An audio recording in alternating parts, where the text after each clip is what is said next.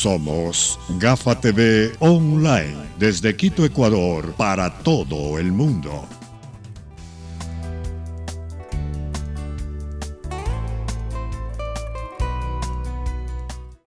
Amigos de Gafa TV Ecuador, tengan ustedes muy buenas tardes. Gracias por estar pendientes de nuestras cuentas sociales. Nos pueden ver en Facebook, Twitter, Instagram y YouTube. Y por supuesto seguir nuestro canal online como www.gafatv.com. Esta tarde en la entrevista del día vamos a dialogar con el señor Mario Unda. Él es docente de la Facultad de Ciencias Sociales y Humanas de la Universidad Central del Ecuador. Vamos a tratar del tema de la política y democracia en América Latina antes, durante y después de la pandemia. Para eso tenemos, como todos los días, a nuestro compañero Fernando García. Listo. Fernando, buenos días. Galo, buenas tardes a los amigos que nos siguen en Ecuador y en el mundo. Para este día, inicio de semana, la última semana del mes de julio del 2020. Esta vez vamos a conversar de un tema regional, un tema en América Latina, que es la incidencia, los efectos, las consecuencias y las lecturas respecto a la pandemia y la situación política y democrática en América Latina, para lo cual hemos invitado al docente de la Facultad de Ciencias Sociales y Humanas de la Universidad Central del Ecuador, el sociólogo Mario Unda. Mario, buenas tardes, muchas gracias por el tiempo y por aceptar este diálogo. ¿Qué tal, Fernando? ¿Qué tal, Galo? Buenas tardes a todos. Un gusto poder compartir con ustedes esta conversación. Gracias, Mario. Igual nosotros estamos con gusto de poder contactarnos contigo. ¿Cuál es, para entrar en materia, sería bueno contextualizar? El Ecuador, el 16 de marzo comenzó la crisis sanitaria con la emergencia. Pero antes de eso, ¿cómo estaba el Ecuador y cómo estaba América Latina, Mario, en el asunto político, en el asunto económico, en el asunto social? Así una breve visión, una breve lectura para ir entendiendo los procesos, Mario, por favor. Bueno, previo al desate de la pandemia del COVID, tanto el Ecuador como América Latina, y yo diría el mundo entero en general, se encontraba en una situación un poco compleja, ¿no? Nosotros veíamos que había una situación económica que no era precisamente la más halagüeña, había un descenso de la actividad económica a nivel mundial. Esto se notaba en Europa, se notaba en los Estados Unidos, incluso en la China, que había sido la economía que había movido el mundo capitalista en los últimos años. Se notaba un enlentecimiento del crecimiento económico.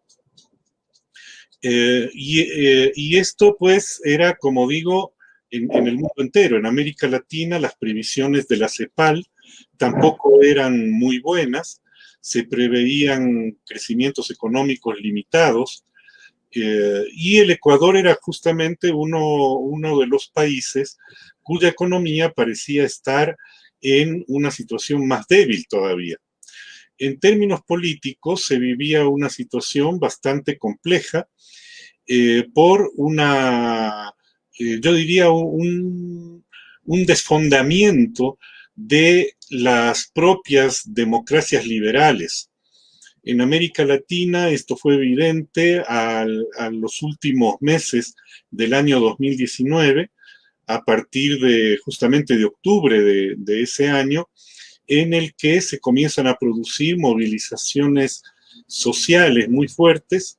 Quizás las más contundentes fueron las que ocurrieron en el Ecuador y en Chile, que no hacían nada más que mostrar los límites de la democracia liberal, pero también los límites del modelo neoliberal que se imponía en todos estos países, de manera que nosotros veníamos en una situación de crisis en la que adicionalmente había que añadir la proximidad del proceso electoral. En el Ecuador, como todos sabemos, están previstas las elecciones para febrero del año 2021, y las elecciones se estaban dando en el ambiente de incertidumbre política y de debilidad económica. Este era un poco la situación. Yo creo que un dato más podría ayudarnos a entender bien cómo veíamos, que es el empeoramiento de los indicadores sociales. Había un proceso de crecimiento del desempleo, del subempleo, de los empleos precarios, y un incremento de la pobreza para el caso ecuatoriano, que golpea fundamentalmente al campo, pero también en los barrios urbanos populares, ¿no? Entonces, bueno, esta era la situación en que veníamos. Mario, a eso yo le agregaría el asunto de Perú. Perú también hubo una crisis política, y en Bolivia también hubo una crisis política, la salida del presidente Evo Morales y otras circunstancias, obviamente en Venezuela, en Colombia y en otros países de la región. Con este contexto, con este panorama anterior al inicio de la pandemia en nuestro continente, ¿cómo lo lees ahora? Ahora que han pasado ya 4 o 5 meses de pandemia, ¿cómo está la democracia, esa democracia representativa en América Latina, con condiciones económicas precarias, con una situación social que se ha agravado a aquello que tú describiste anteriormente? Bueno, a mí me parece que la crisis del coronavirus va a traer, de hecho ya está trayendo un empeoramiento de la situación económica, ¿no?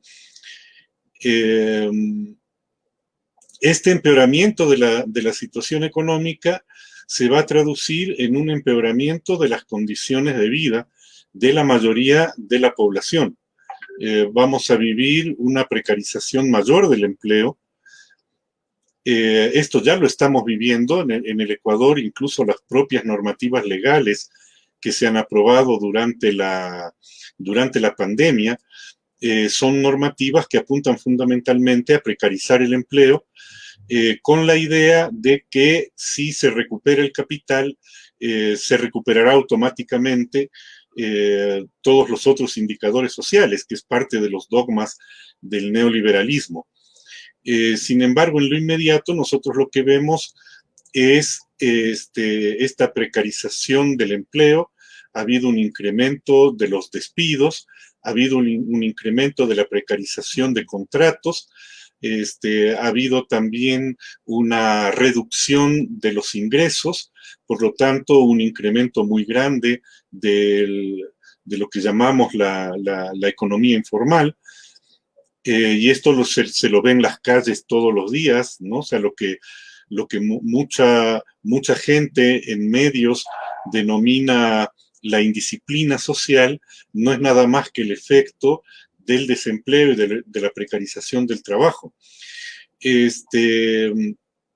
Esta situación social, al mismo tiempo, está trayendo consigo un fortalecimiento de la tendencia al deterioro de las condiciones democráticas.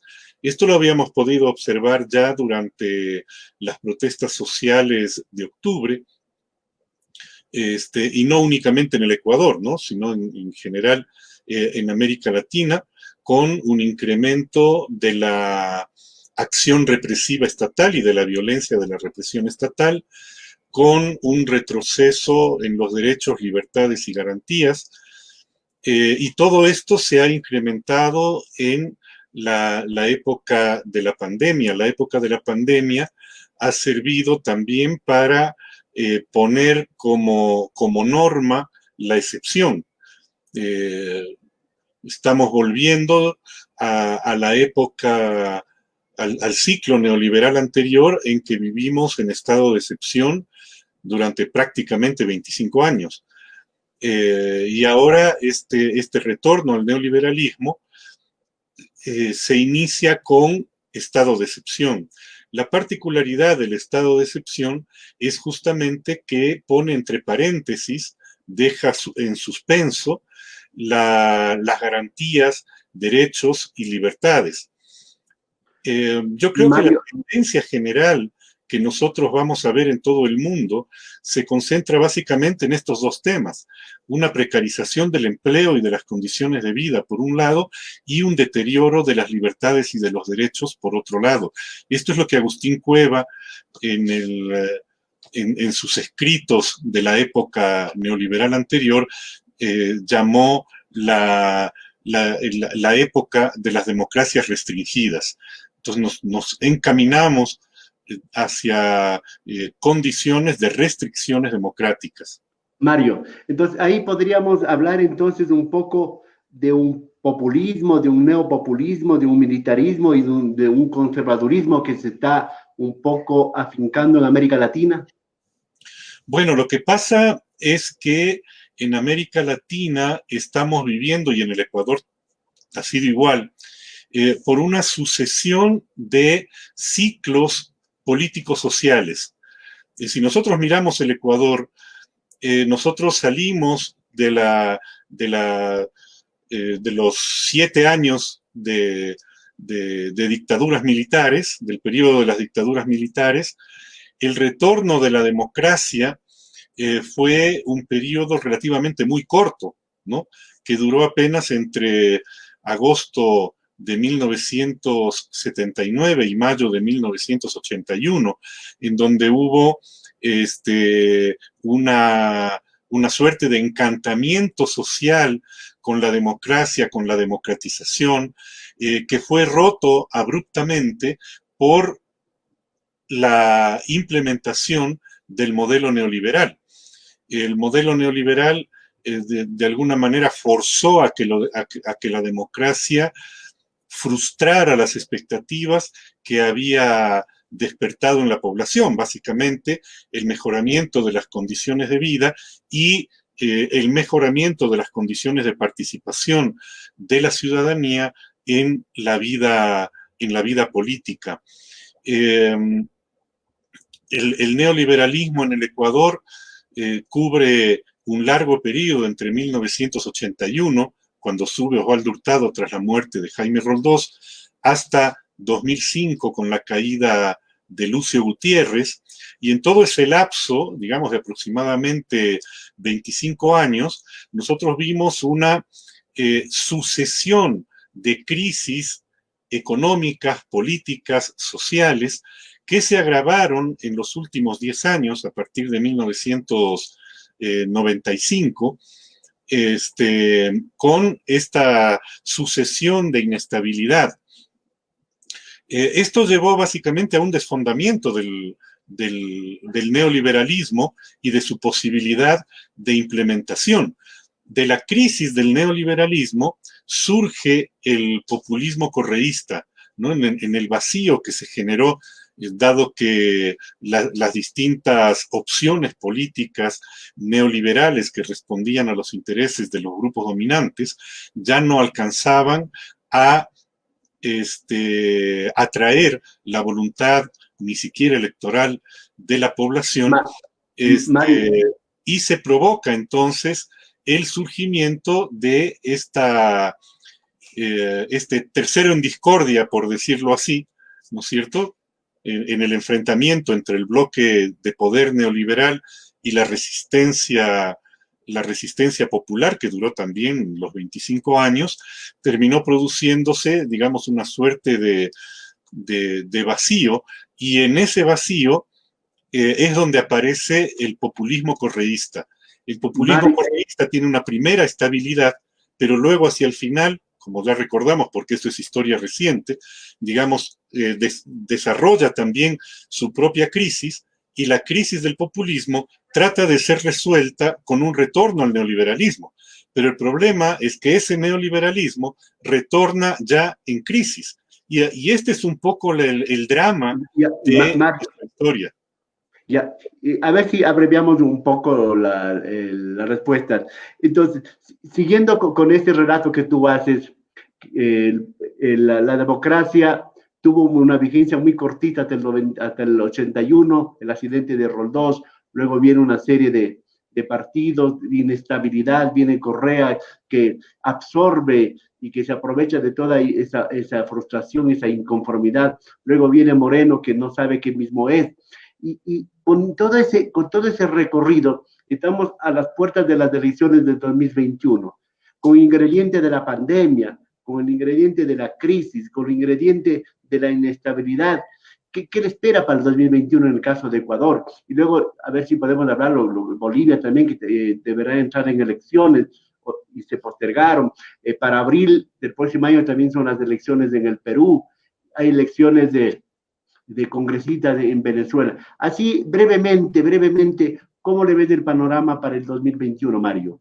Bueno, en el Ecuador yo diría que nosotros lo que estamos viviendo es una situación de fragmentación política muy grande, ¿no? Por lo tanto, yo creo que en la situación en que nos encontramos hoy día, ¿no? Julio del 2020, fines de julio del 2020, es todavía muy difícil predecir qué es lo que puede pasar en las elecciones de febrero, ¿no? Por la situación de debilidad económica, de crisis económica, por la crisis social, en la medida en que la crisis económica es volcada sobre las espaldas de los sectores populares, hay un empeoramiento de las condiciones de vida. Esto evidentemente va a traer un incremento del descontento.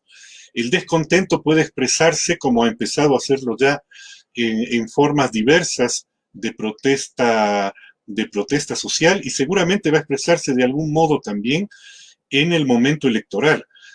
Ahora no sabemos cuál puede ser ese modo en que se exprese el descontento social en el momento electoral, pero yo creo que las encuestas que están circulando ya nos muestran un indicio. Lo que nos está mostrando es que va a haber un grupo de unos 4 o 5 candidaturas que ronden el 20%, entre el 15 y el 20% de votación. Probablemente vaya a haber otras candidaturas, no se sabe cuántas más, que tengan mucha menor votación, y por lo tanto va a ser difícil que se establezca un gobierno que logre una legitimidad electoral muy grande y muy fuerte. No únicamente por el ajustado resultado que puede darse seguramente en las elecciones presidenciales, sino también por la dispersión que se va a operar a resultas de esto en las elecciones parlamentarias. Probablemente nosotros viviremos una continuidad de una situación de crisis política. Mario, en todo caso, esa ausencia de legitimidad estaría también acompañada de la ausencia de proyectos, de planes, de un modelo económico para salir de la crisis en el caso del Ecuador. Pero si nos trasladamos un poquito al sur, ¿qué va a pasar en Bolivia, donde se postergan las elecciones y también se le quiere, por ejemplo, impedir al candidato del MAS a que pueda participar en elecciones? ¿Qué va a pasar también en el Perú? En abril será la primera vuelta electoral presidencial y en otros lados. Así brevemente, ¿cuál es tu lectura? ¿Cuál es tu síntesis al respecto?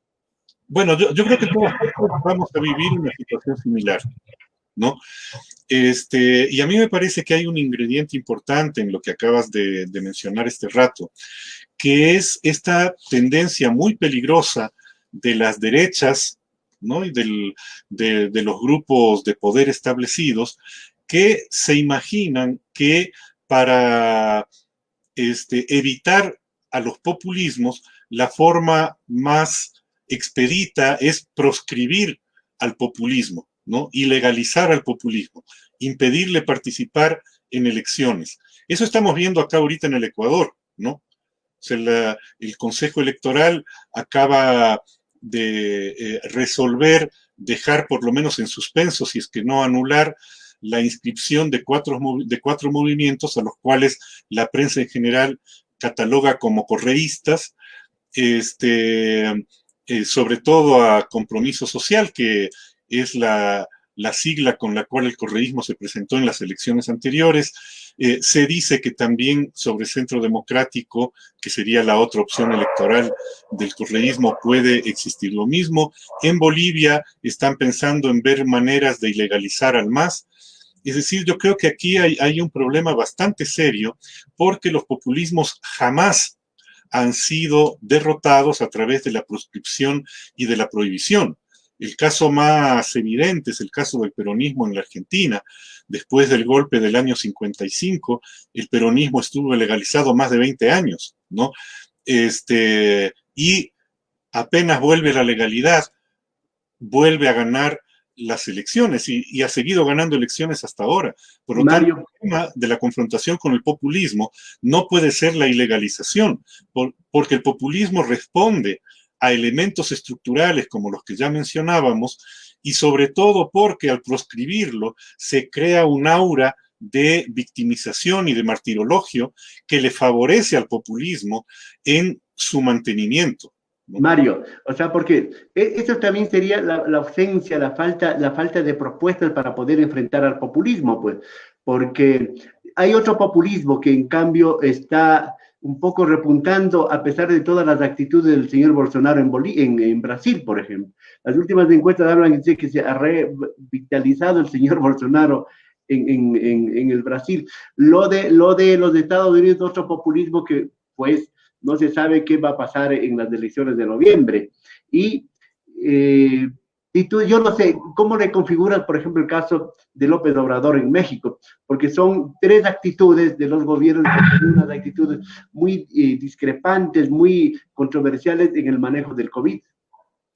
Bueno, lo que pasa es que hay una diferencia entre los populismos, como fueron los populismos clásicos latinoamericanos, el peronismo en la Argentina, el cardenismo en México, el varguismo en el Brasil, que de alguna manera tienen una secuencia en estos populismos más modernos que observamos en Venezuela, en Bolivia, en Venezuela con el chavismo, en Bolivia con Evo Morales, en Ecuador con el correísmo, y estos otros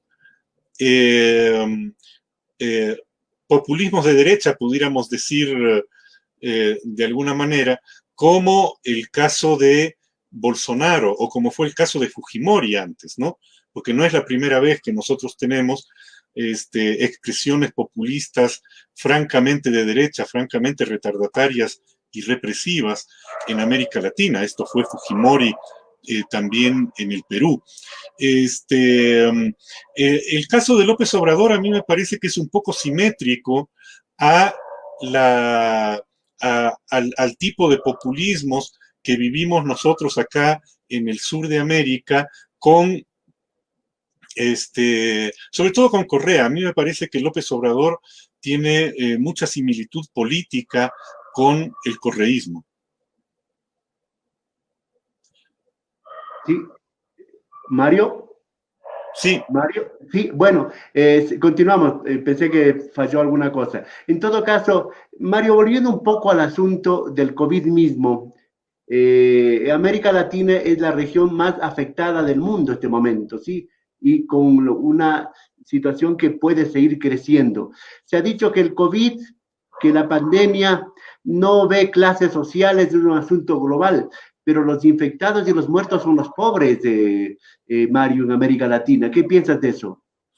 Bueno, lo que pasa es que el COVID, en tanto fenómeno biológico, digamos, puede no ver diferencias sociales, pero el tema es que ese fenómeno biológico, el virus, ¿no?, actúa al interior de una sociedad que tiene unas determinadas características y que atraviesa por determinados problemas.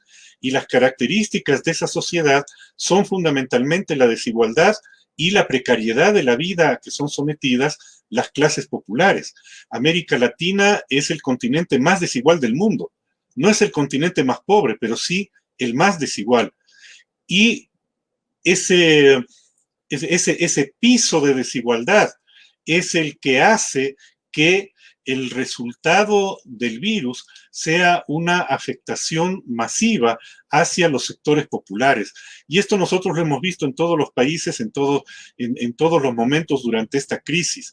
En un primer momento, la crisis parece no discriminar.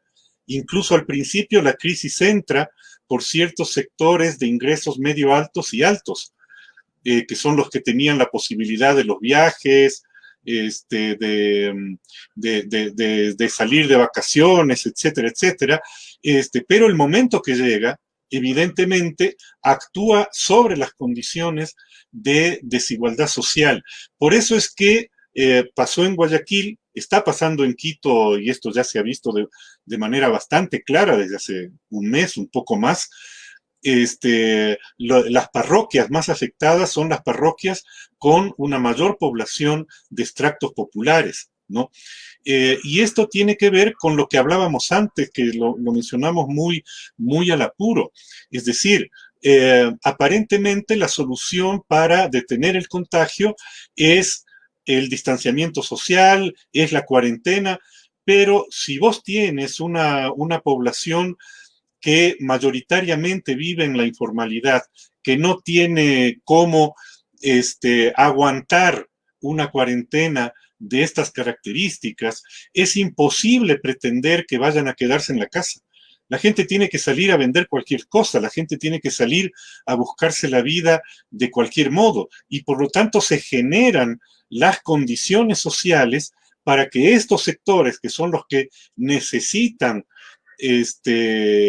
salir a la calle para ganarse la vida, ¿no es cierto?, sean los afectados. Y Mario, esto pasa con las clases trabajadoras, tanto formales como informales. Mario, y ahora se está un poco estigmatizando a los pobres, ¿no? Que son indisciplinados, que son irresponsables. Y hablaríamos de otro grupo que está un poco incivilizado, invisibilizado en esta pandemia, que son los sectores indígenas. Por ejemplo, se habla mucho del oriente ecuatoriano, del oriente brasileño, boliviano, que la infección y la muerte es bastante grande. Hay otro grupo, el asunto de las mujeres, que son las más golpeadas, las más afectadas, por ejemplo, en el asunto del empleo y la violencia intrafamiliar. Todo eso, ¿cómo lo podrías configurar vos en un relato breve, Mario?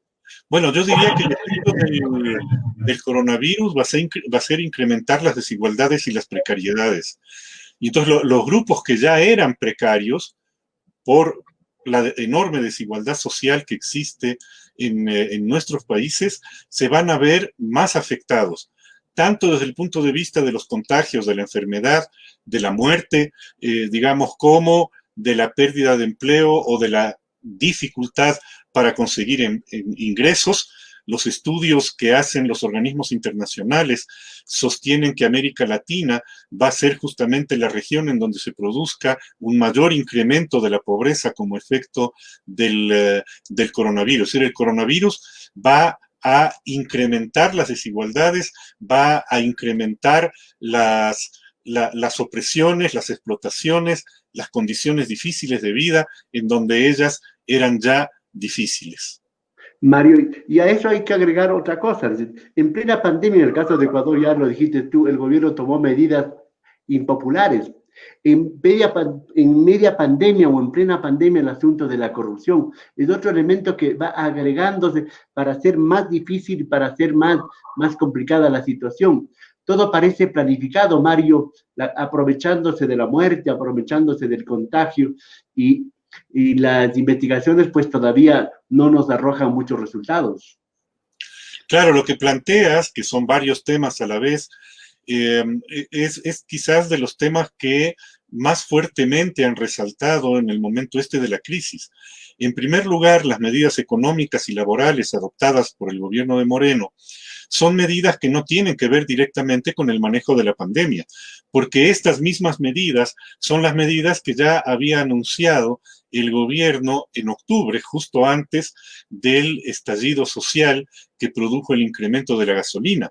Y son las mismas medidas que desde el 2017 ya vienen presionando los grupos empresariales y las cámaras empresariales.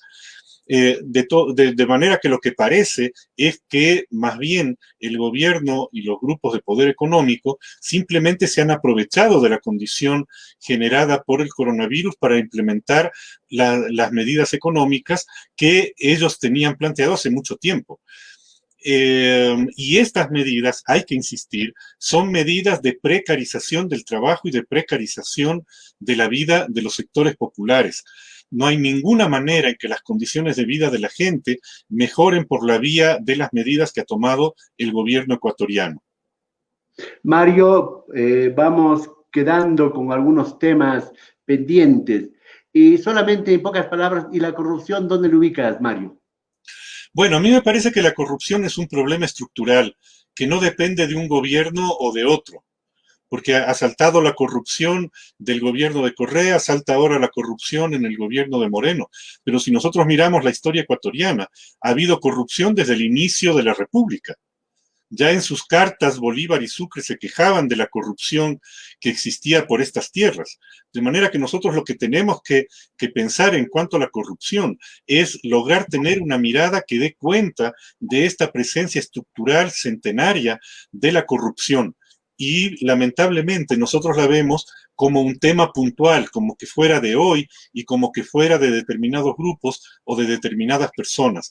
A mí me parece más bien que la corrupción ha jugado un rol fundamental para soldar lazos entre los grupos económicos y los grupos políticos que controlan el gobierno en un determinado momento. Por lo tanto, la corrupción no tiene un signo político, ¿no? Lo que sí se demuestra, ¿no?, es que un sistema como el que hemos vivido, ¿no?, favorece el despliegue tranquilo, digamos así, de la corrupción. Se requeriría un vuelco total en la manera en que está organizada la sociedad, en que está organizada la relación entre los grupos de poder económico y el poder político, para poder ir superando la corrupción. Yo no creo que todas estas investigaciones que se hacen vayan a eliminar la corrupción. Lamentablemente nosotros lo que vemos es que la corrupción es más bien utilizada con un interés político para deslegitimar a uno o a otro. Pero el tema, como digo, va mucho más allá de eso, y es mucho más profundo que eso. Lamentablemente. Mario, se nos acaba el tiempo. Quedaron dos temas, de algún rato podemos hablar sobre la guerra de las vacunas y la Guerra Fría, una nueva guerra fría, un nuevo episodio entre China y los Estados Unidos. Mario, muchas gracias por tu tiempo, por tu paciencia, por tus conceptos, y nos veremos en otra ocasión. Muy amable, Mario. Muchas gracias, Fernando. Gracias, Galo. Ha sido un gusto poder compartir estos minutos con ustedes y con las personas que nos miran y nos escuchan. Gracias, señoras y señores. Gracias por haber compartido este diálogo con Mario Unda, sociólogo, docente de la Facultad de Ciencias Sociales y Humanas de la Universidad Central del Ecuador. Nos volveremos a ver el día de mañana con un nuevo diálogo para seguir reflexionando, pensando de lo que es el presente y el futuro de nuestro país y de América Latina. Hasta la próxima.